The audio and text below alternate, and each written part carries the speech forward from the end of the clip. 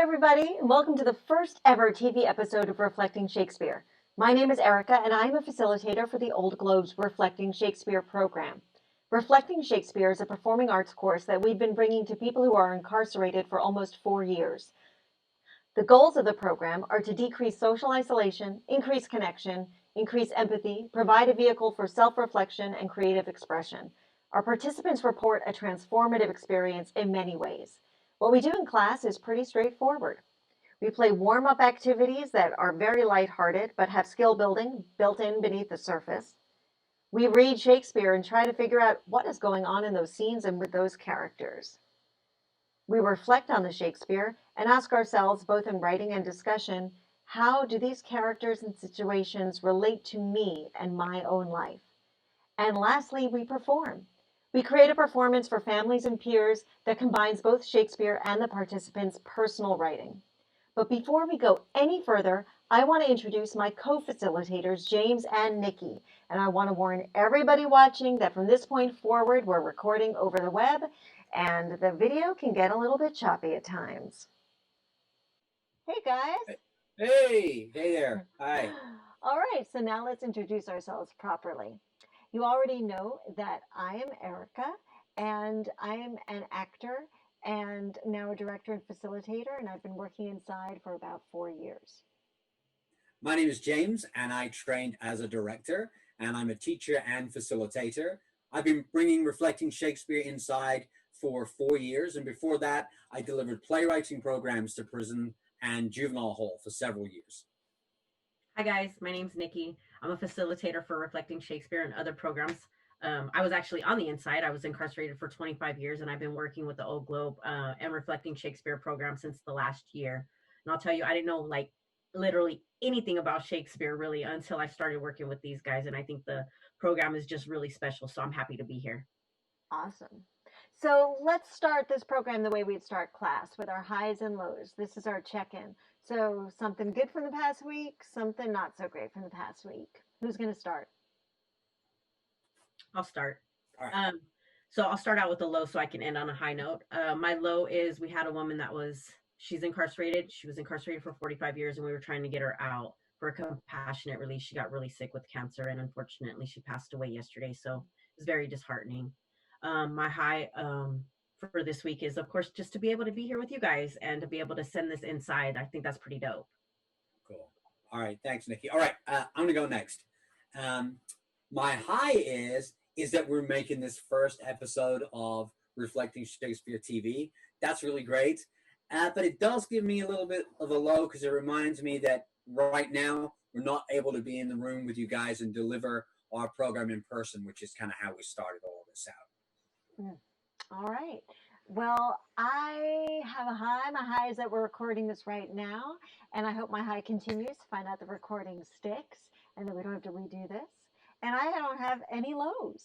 And for you guys watching, what were your highs and lows this week? We're going to be asking you to journal along and reflect with us, and you can start with that check-in. Cool. So now should we attempt a warm-up game? That's what we would do in class. Yeah. All right. I've got one. Let's play a version of a game we often play, which is called Red Ball. And it works like this. Here we go. So you have to imagine with me that in my hands here, I have a ball. And it's red, and it has a size and a weight to it. And what I'm going to do is I'm going to call out to one of you. Nikki, it's going to be you. I'm going to call out to you. I'm going to say the words red ball. I'm going to throw this ball to you, and your job is to catch the same ball that I throw with the same size and the same weight. You ready? Yes, sir. All right, here we go. Red ball. I got it. All right, now, Nikki, now you got it. Your job is to transform that size and weight into however you want it to be, and then send that on to somebody else. Okay. Well, I'm going to make a red football. How about that? Cool. And I'm going to shoot it to Erika. You ready, Right. Erika? I'm ready to go. All right. Touchdown. Here we go. Ready? Yeah. Red ball. Whoa. That was a big throw. Hey. All right. I am going to turn this red football into something bigger and lighter, like a big balloon. And I'm going to send this out to our audience watching. So Niki and James, this is not coming to you.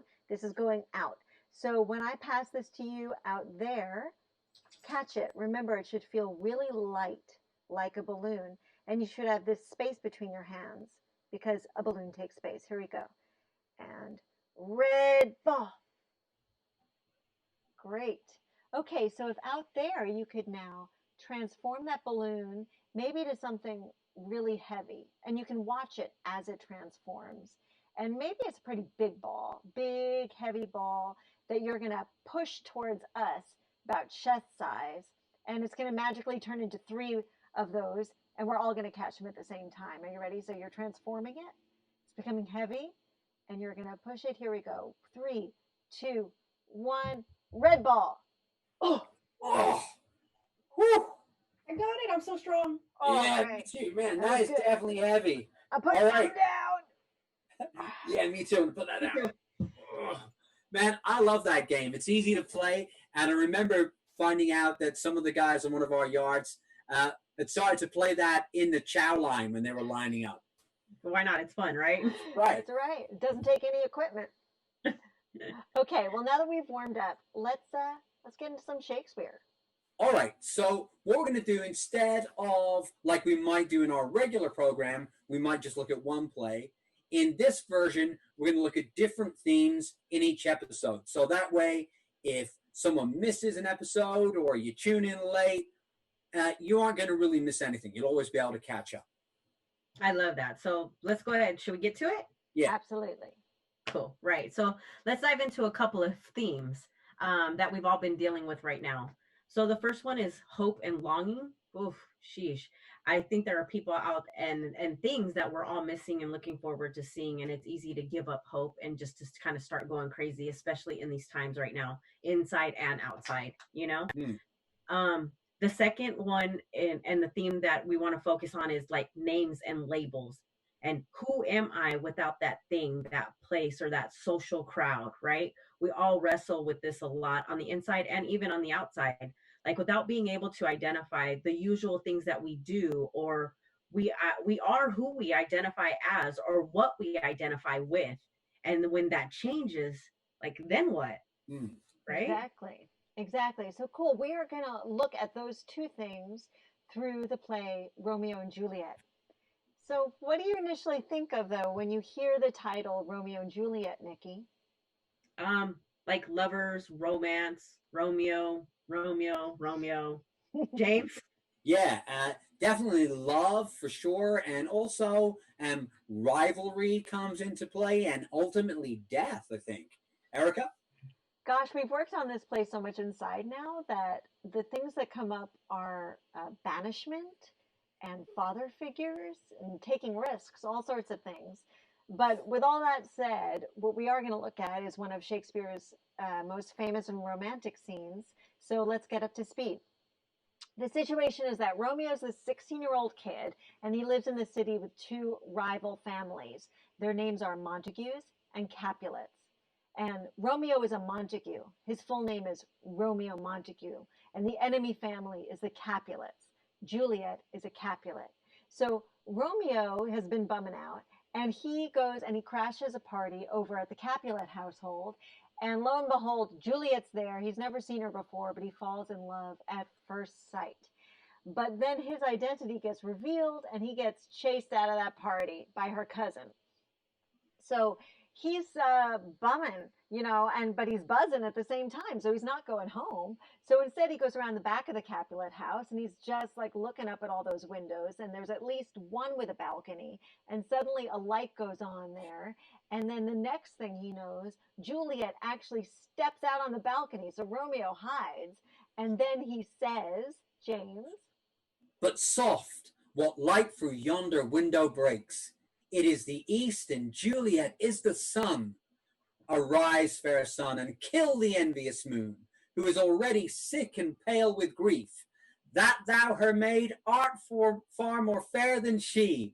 Be not her maid, since she is envious. Her vestal livery is but sick and green, and none but fools do wear it. Cast it off. All right, James, bravo. Well done. Okay, so let's talk about this speech. But before we do, I want to point out that there's this question at the bottom of the screen. Who or what would you be thrilled to see? And that's what we're asking everyone watching to reflect on in their journal. So we're going to keep up this question the whole time so that they've got time to write it down. Okay, but back to Romeo. So at the top, he says, but soft. And that's basically just Shakespeare's way of saying, shh, quiet down, everybody. And of course, that everybody, he's talking to the audience and himself because he's been talking to the audience before then. And then, I don't know, Nikki, what do you think Shakespeare's having Romeo say here? Well, it just sounds like he's saying like Juliet is the sun and he wants her to come out and just slaughter the moon, you know? Right. Turn off that moonlight because the sun is brighter. Right. But the moon is like jealous of Juliet, even though Juliet's just a person and the moon is like more than just a person. Totally. Shakespeare's all about the celestial language. And here we have the moon also being represented with this goddess-like figure, that it's goddess of the moon. So I love this line here. Be not her maid, since she is envious. To me, that seems like, don't listen to the haters. They're just jealous of you, girl. But okay, then we get to this line about Vestal livery, and this is where we usually start to get a little confused. Yeah, but because I'm a total nerd, I looked up the word livery, and what it means is uniform, like a specific uniform. For example, like they might call it like a butler's livery. And Vestal, in this case, it means virginal. Exactly. So this goddess has virginal uniform, but it's like her moonlight is that. So if Romeo is saying that the moon's vestal livery is but sick and green, cast it off, he's saying, hey, sunshine, outshine that moonshine. But he's also kind of saying, take it off. Oh man, take it off. That's right. Romeo might be poetic, but he can't escape being a teenage boy. He's like, hey, you in the vestal livery, take it off. All right, but in the middle of that feeling, he says, James, it is my lady. Oh, it is my love. Oh, that she knew she were. She speaks, yet she says nothing. What of that? Her eye discourses. I will answer it.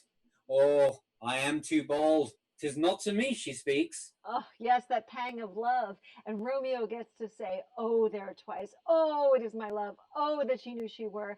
And Shakespearean actors know that that word oh isn't so much just the word oh, but it is an excuse to express emotion through a sound. Oh, oh. All right, so Shakespearean actors can ham it up. I won't. And then it gets practical. It looks to him like like she's talking to herself, and he says, "What of that? What's up with that?" He can't hear her. So then it looks like her eyes are trying to make eye contact with him. Her eye discourses, and then he's going to answer it. But in the next line, he says, "I'm too bold. 'Tis not to me she speaks." So James, what happens between those two lines? I don't know, man. He probably thinks all this and then he jumps over a bush and starts running towards the house. Exactly. Or he starts waving or something, but no, she wasn't talking to him. Nope. she was like, she doesn't even know he's there. So I just have to laugh because that kind of thing happens to me all the time. I'm totally that person that is there and thinks someone is talking to me across the way, across the street, across the aisle in the supermarket, whatever, but they're really talking to somebody else. Man, it was horrible on the inside. I would always get moted because I was always running something. So everybody would be like, hey, and I swore they were talking to me, and half the time they weren't. Moted. Right. I just want to add, that never happens to me. Right. Nice, James. Okay, so Romeo's feeling all embarrassed, and what happens next? As he said, two of the fairest stars in all the heaven, having some business, do entreat her eyes to twinkle in their spheres till they return. What if her eyes were there, they in her head? The brightness of her cheek would shame those stars, as daylight doth a lamp. Her eye in heaven would through the airy region stream so bright that birds would sing and think it were not night. Oh, yeah. This is where we get really romantic. And often when we're just reading this language can get really challenging too. But if we break it down, basically Romeo thinks Juliet's eyes are brighter than the stars. So if stars were in her eye sockets, the cheeks would outglow her eyes.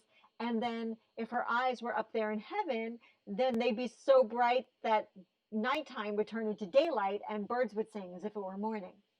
Right? And what teenager hasn't had that kind of like super romantic urge like that?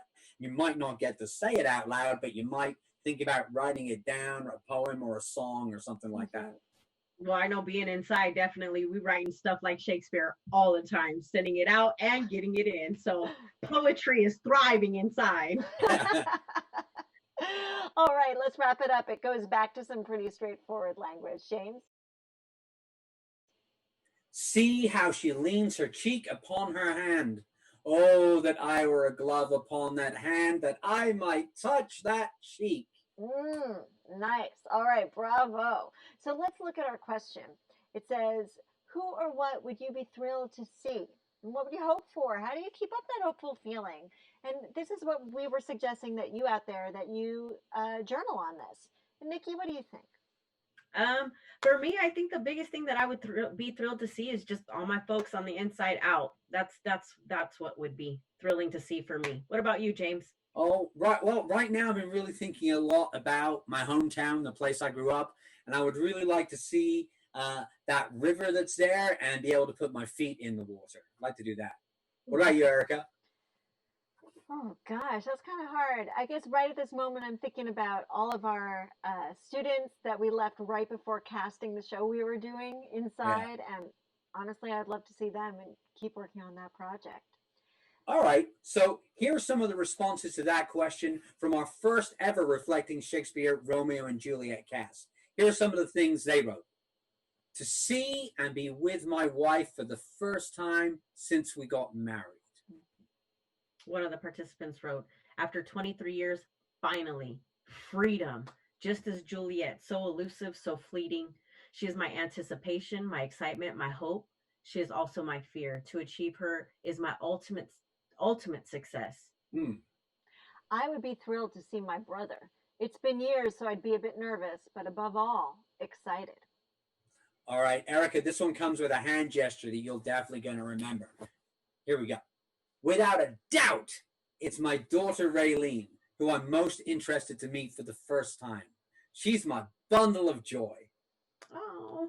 The next one says, I can't wait to be back with my family after over 16 years. Get my life back on track and make my family proud. I want to see so many things with my new pair of eyes, but what I'd be thrilled to see is my city's skyline. Standing on that hill, overlooking my city, gives me a sense of hope. My son, who I've only seen grow up through pictures, and I've never held. I would be so happy and thrilled to see my mother. I haven't been able to see her in 10 years, and to see her would be so awesome. You know, guys, just reading those just resonates. It's so truthful to me. It's like I can relate and connect to every single one of those. Seriously. Yeah. You know what? It just takes me back to that first class. And I can honestly say I'd be thrilled to see those guys right now. And I truly hope they're all safe and well. Oh, for sure. But so transitioning into hope, right? I also want to talk a little bit about hope and a little bit more now. And sometimes it's hard to open up like the guys that we've just heard from, and the thing I want to reflect on is that hope comes in so many different shapes and forms, and whether someone's giving it to you or you're giving it to them, each of us as human beings and at some time in our life either needs hope to get through those times that are the darkest, or we can be that light or that candle for somebody else in their darkness.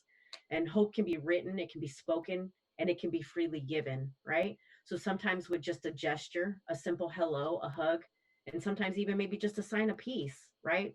Hopeful. So thinking on that and reflecting on that, what would your display of hope look like? And acting it out as a gesture would be cool. So created an acronym on what hope looks like, right? HOPE, and what that might look like for us moving forward. And so I think for H, it would be holding hands in solidarity. So what that would look like if we were doing it virtually with you guys, right? So I would put my hands up, Erika and James, if you don't mind putting your hands up. And then what we would do is we would lock our hands down. And I don't know about you guys, but if you guys are doing this with us, this just, I feel so in solidarity when I'm holding hands, and when I have my hands like this, I just feel really connected to you guys, you know? Yeah, it feels So good. it does. It feels really good. So for that, what's the H? Thanks, guys. For the O, it would be offering love to others, right? And how that just, it just perpetuates hope when we're offering love. And what that looks like is, could be even, like I said, a simple gesture of just holding up a heart. And this is us throwing this heart and this love out to you guys right here, right? And hopefully you guys can feel that love and that energy in that heart. Thanks, guys. And then for P, we have praying for others, right? And the gesture would be like this. And no matter what that higher power is, and no matter who it is that you pray to or maybe meditate to, you know, just being able to do this, and how that's a sign of also offering some type of hope, right? It's for you guys. Thanks, guys. And then the last one would be enveloping one with hugs, right? So that's HOPE. And enveloping one with hugs, of course, with social distancing, we can't really do it right now, unfortunately. But if you just take that moment and just like really grip yourself, right? And just hug yourself, and how good that feels. And that feels good. So just know that we're hugging you guys in our hearts. We're providing you hope. And this is, we're hoping that you're feeling all of this right now. So thanks, guys, for participating in that. So let's do a little bit more Shakespeare. Ready? Yeah. All right. So as we look at this next bit of text, we're going to ask you all to think about, write down the following thing, and consider this fill in the blank question. And it's this: they call me blank, but I'm really blank. All right. Here's the Shakespeare. So Juliet starts to speak. Erika? O Romeo, Romeo, wherefore art thou Romeo? Deny thy father, and refuse thy name. Or, if thou wilt not, be but sworn my love, and I'll no longer be a Capulet. That first part's got to be one of the most famous lines that Shakespeare wrote, right? I think so, because even I know that one. Right, Yeah, no pressure saying it here on TV. But, you know, so often, and definitely when I first heard this line, I didn't really know the word wherefore, so I assumed it meant where, and that's, I think, what 99% of the human population does. People think Juliet's saying, Romeo, where are you? Yeah, but what he really means is why. So wherefore really means why. So like, why are you called Romeo? Romeo's my enemy's name. Romeo, Romeo, wherefore art thou Romeo? Right, it's a problem for her. So deny thy father means don't let yourself be called by your last name anymore, Montague. And if he wilt not, he can ask her to marry him, and she'll no longer be a Capulet, because then she'll be a Montague and they won't be enemies. All right, so what does she say after that? She says, "'Tis but thy name that is my enemy. Thou art thyself, though not a Montague." What's Montague? It is nor hand, nor foot, nor arm, nor face, nor any other part belonging to a man. Oh, be some other name. What's in a name? That which we call a rose by any other name would smell as sweet. Exactly, and we have to think about that. What is a name or a label? Sometimes it's nothing real. It's not tangible like our hands and our feet. And sometimes we have to think, do those names or those labels represent who we are, what we really are on the inside? Exactly. A rose by any other name would smell as sweet. So Romeo would, were he not Romeo called, retain that dear perfection which he owes without that title. Romeo, doff thy name, and for that name which is no part of thee, take all myself. Calm down, Juliet. Right? Get rid of your name. Take me instead. And then, of course, Romeo does reveal himself then. And, well, we could spend another hour talking about getting eavesdropped on, which is what's been happening to Juliet. right? Or you've just had all your private texts have just been read. So Right, exactly. All right, let's get back and look at this question of names and labels. so we're filling in the blank. I say they call me a felon, but I am really compassionate and giving. Ooh, thank you for offering that. Yeah, we had some pretty powerful responses when we asked this question to our incarcerated women, like, they call me cruel and heartless, but I'm really dying to be in your presence. Hmm. They call me no feelings, but I am really kind and humble and sentimental. They call me an addict, but I'm really trying to find me. They call me a junkie, but I am really broken. And then, of course, there's some that we have that are censored that we need to censor for TV. All right, So- we'll self beep. Okay, so they call me but I'm really nice. All right, I want to do one of those. They call me a beep, but I'm really sweet and happy. They call me a but I'm really shy and nice. All right, well, they call me a racially inappropriate slur, Beep. beep, but I am really just like you. But this also comes up in class sometimes because when we start out a group, we usually try and just use our first names. And I know over time that for some of our participants, they may not have used that first given name for a long time, maybe even since they were a kid. But hopefully everyone gets used to it and begins to appreciate that name. Yeah, you know what's crazy is because people out here outside, they call you by your first name. And it was just so hard getting used to that and remembering what that felt like. For so long, I was a last name and a number. And so just to be able to claim who you're going to be and not necessarily who you've been before or even throughout my incarceration was just, it was a lot to adapt to. It was actually amazing, you know? Oh, Nikki, I'm so glad you're here with us to get that perspective. That's awesome. Yeah. And guess what, you two? That's it for the episode. No way, that was amazing. Yeah, man, our first episode of Reflecting Shakespeare TV done. Congrats, team. All right, so let's end our program the way we end class with a one-word checkout. One word describing how you feel right now. Don't think about it too much. Nikki? I feel pumped. I'll go, phew. I feel excited. All right, and to finish out class, we always end with the following thing. So we're going to count 1, 2, 3, and then on that fourth beat, we're all going to clap our hands together. Here we go. Together. 1, 2, 3. So close. Not really. Yeah. This is so hard in Zoom. There are so many delays. All right, folks. Thank you for bearing with us on our first one. I hope you enjoyed it. We're going to see you next time. We're going to get better and better at this each time. All right, let's say goodbye, y'all.